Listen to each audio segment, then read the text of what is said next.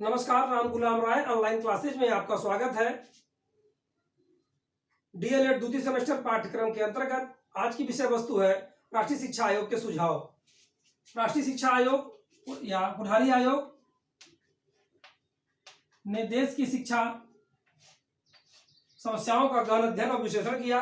उसके उपरांत अपने सुझावों को 3 खंडों में बांटा। उस 3 खंडों के उपरांत जो सुझाव सामने आए उन सुझावों में अभी गत सेशन में हमने चर्चा किया राष्ट्रीय शिक्षा के पंचमुखी कार्यक्रम क्या है, अर्थात पंचमुखी कार्य क्या है। उन 5 कार्यों की बात हुई। उन 5 कार्यों के बाद बात आती है शिक्षा संबंधी अन्य सुझावों की। उन सुझावों में हम रखेंगे क्रम से राष्ट्रीय शिक्षा के लक्ष्य या कार्य हो चुके हैं, संरचना, वित्त, प्रशासन, व्यवसायिक शिक्षा, प्रौढ़ शिक्षा, विद्यालय शिक्षा के विभिन्न स्तरों की शिक्षा, स्त्री शिक्षा और शैक्षिक अवसरों की समानता आदि बिंदुओं पर आयोग ने अपने गहन विश्लेषण करके एक सार्थक और सारगर्भित सुझाव प्रस्तुत किया जो देश की विकास और उन्नति में बहुत बेहतरीन ढंग से सहयोग किया।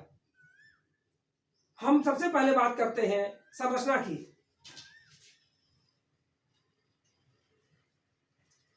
प्रशासन,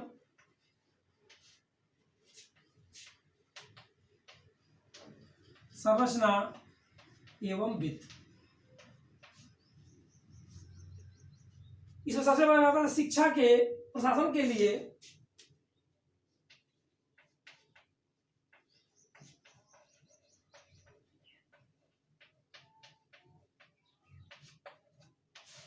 राष्ट्रीय शिक्षा आयोग ने अपने सुझाव दिए। इसमें भारतीय शिक्षा आयोग की स्थापना और अनुभवी व्यक्तियों का चयन करने के साथ साथ केंद्रीय सलाहकार बोर्ड का गठन और राज्य स्तर पे राज्य सेवा बोर्ड का चयन करने के साथ इसके व्यवस्था को आगे बढ़ाने की बात की। इसमें एनसीईआरटी द्वारा विद्यालय भार चलाया जाए, वो भी कैसे, संपूर्ण यानी अखिल भारत स्तर पर एनसीईआरटी ही विद्यालय को चलाए, इस प्रशासन की बात में की गई। संरचना के दृष्टिकोण से विद्यालय को कई भागों में बांटा गया।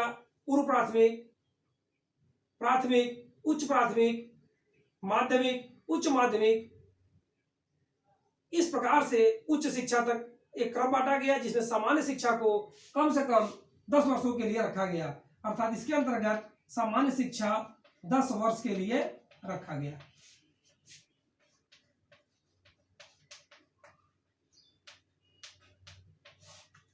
सामान्य शिक्षा के लिए आयोग ने 10 वर्ष का समय रखा और स्थानीय निकायों को उसमें सहयोग देने के लिए स्थानीय स्तर पर उस संरचना को लागू करने के लिए व्यवस्था की, जिससे कि जो प्रादेशिक भाषाएं हैं उनको प्राथमिक स्तर पर रखा जा सके, उसमें भी स्वतंत्रता प्रदान की गई। उसके बाद आती है बात वित्त की। वित्त के लिए राष्ट्रीय शिक्षा आयोग ने यह सुझाव दिया कि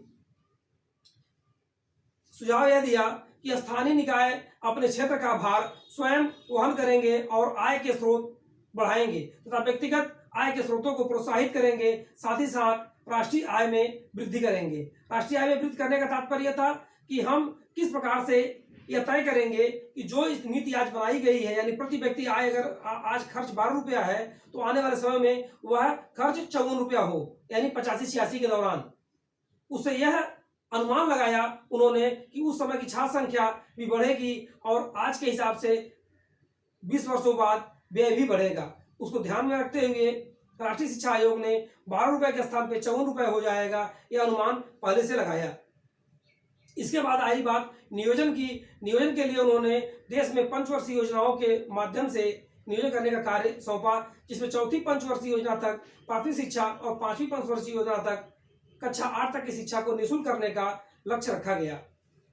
इसके बाद हम अगर देखें तो इसके बाद विद्यालय शिक्षा के संदर्भ में सुझाव दिए आयोग ने। विद्यालय शिक्षा के संदर्भ में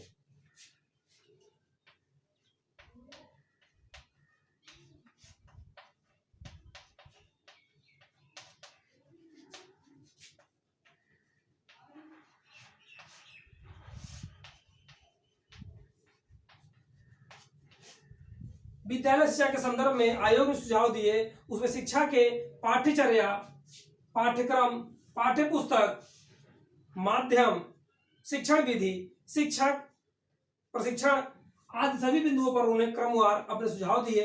पाठ्यक्रम के लिए स्वतंत्रता प्रदान की और उसमें एक कार्य अनुभव, नैतिक शिक्षा, पर्यावरण शिक्षा को अनिवार्य किया।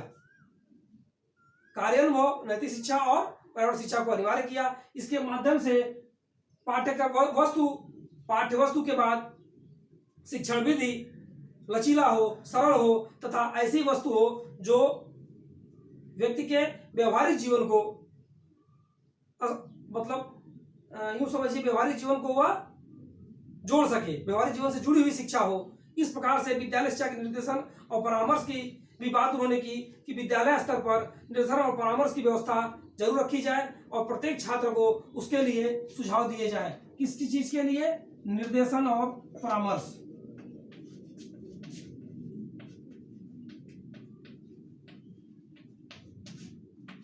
की भी व्यवस्था हो। साथ ही साथ विद्यालय शिक्षा में मूल्यांकन संबंधी सुझाव,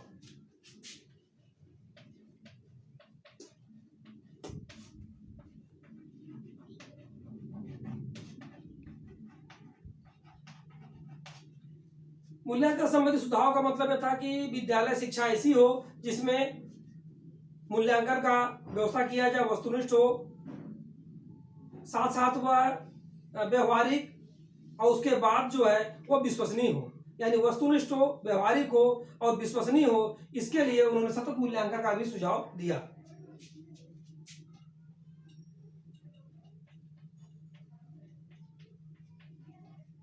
व्यवहारिक, वस्तुनिष्ठ और विश्वसनीय, इसके लिए उन्होंने क्या कहा?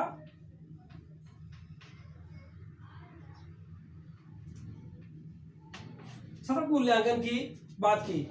इसका फिर आती है बात विश्वविद्यालय शिक्षा संबंधी सुझाव। विद्यालय शिक्षा के बाद विश्वविद्यालय शिक्षा संबंधी सुझाव राष्ट्रीय शिक्षा आयोग ने दिया।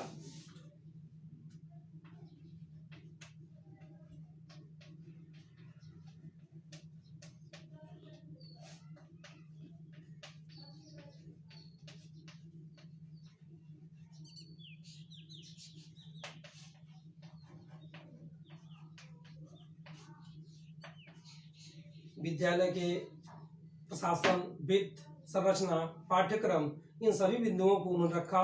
विज्ञान और अनुसंधान को से संबंधित सुझाव को भी रखा।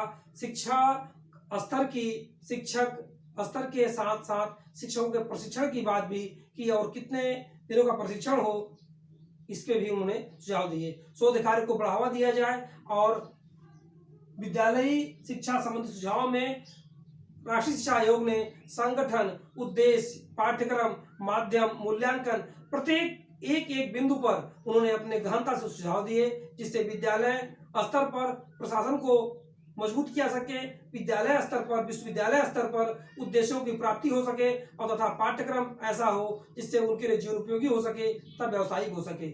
उसमें त्रिभाषा सूत्र का भी चयन किया गया जिसमें त्रिभाषा सूत्र के अंतर्गत उन्होंने 3 बिंदुओं को सबसे महत्वपूर्ण रखा कि पहला वो ऐसा जो प्रादेशिक या प्रांतीय भाषा हो, दूसरी या संघीय भाषा, तीसरा आधुनिक या कोई यूरोपीय भाषा हो, जिसमें से कोई तीनों ग्रुप में से कोई 2 विषय लेकर शिक्षा आरंभ की जाए। शिक्षा के इन्होंने जब उसकी बात की तो उसके क्रम की बात की, एक शिक्षा कितने वर्षों की हो, अगर वह सामान्य शिक्षा उच्च की है तो वह 2 वर्षों की हो, अगर व्यावसायिक है तो माध्यमिक है तो 2 वर्षों की हो, अगर व्यावसायिक है तो 2 से 3 वर्षों की हो। अगर उच्च शिक्षा में वही उन्होंने 3 वर्ष की शिक्षा का चयन किया, अगर उच्च शिक्षा व्यावसायिक हो तो 3 से 4 वर्ष की समय अवधि तक की बात की।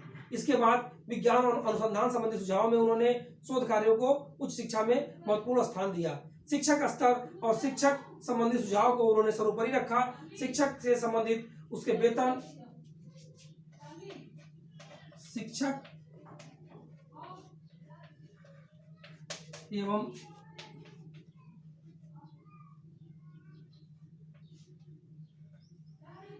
शिक्षक संबंधी सुझाव में अध्यापक के वेतन, सेवा, नियम,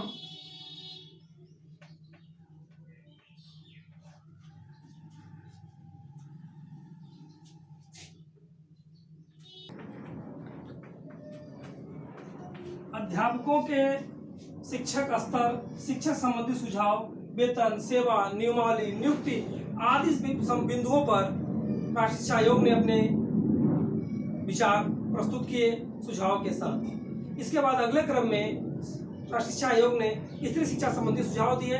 इसमें बच्चों के चरित्र निर्माण, परिवारों की उन्नति, देश की समृद्धि, राष्ट्रीय मानव संसाधनों की वृद्धि आदि तमाम बिंदुओं को ध्यान में रखते हुए आयोग ने स्त्री शिक्षा को पुरुष शिक्षा से ज्यादा सर्वोपरि स्थान दिया। इसी क्रम में आयोग ने राष्ट्रीय शिक्षा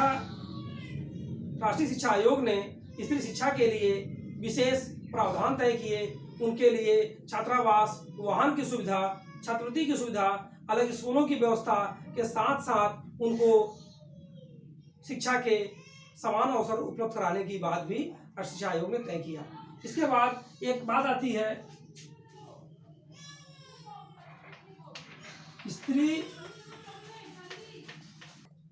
हो गया शैक्षिक अवसरों की समानता संबंधी सुझाव आपने देखा। इसके पहले जो बिंदु आपने पढ़ा वह स्त्री शिक्षा के अगले क्रम में शैक्षिक अवसरों की समानता की बात राष्ट्रीय शिक्षा आयोग करते हैं। उसमें पाठ्य पुस्तकों के लेखन सामग्री की निःशुल्क वितरण किया जाए सभी लोगों के लिए, छात्रों को मुफ्त शिक्षा दी जाए, जैसा कि चौथी पंचवर्षीय योजना तक प्राथमिक और 5वीं पंचवर्षीय योजना तक कक्षा 1 से 8 तक बच्चों के लिए।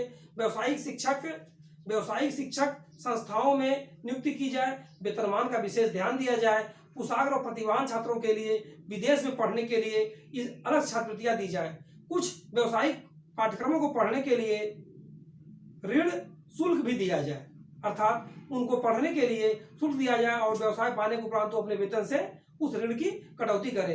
माध्यमिक स्तर पर छात्रवृत्तियों का वित्तीय प्रबंध किया जाए और साथ ही साथ कुछ छात्रवृत्तियां ऐसी दी जाए जो अति पिछड़े, निर्धन और पिछड़े क्षेत्रों के लिए शैक्षिक अवसर यानी शिक्षा के अवसर उपलब्ध कराने में सहायक हो। हम यह मानते हैं कि यह असमानता को दूर करने का यह एक सार्थक प्रयास था। शैक्षिक अवसरों का मतलब समानता को दूर करने का एक सार्थक प्रयास था और इस प्रयास को राष्ट्रीय शिक्षा आयोग ने दूर करने के लिए बिंदुवार बहुत से सुझाव दिए।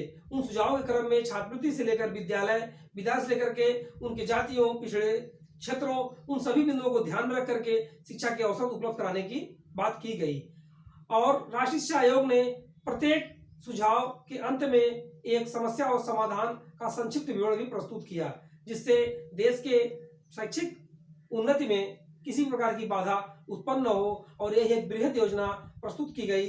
देश के स्वतंत्र होने के बाद यह एक ऐसी योजना थी जो शिक्षा के समस्त पहलू यानी समस्त स्तरों को एक साथ विकसित करने की बात की राष्ट्रीय शिक्षा आयोग के द्वारा और देश के उन्नति में यह सहायक सिद्ध हुआ।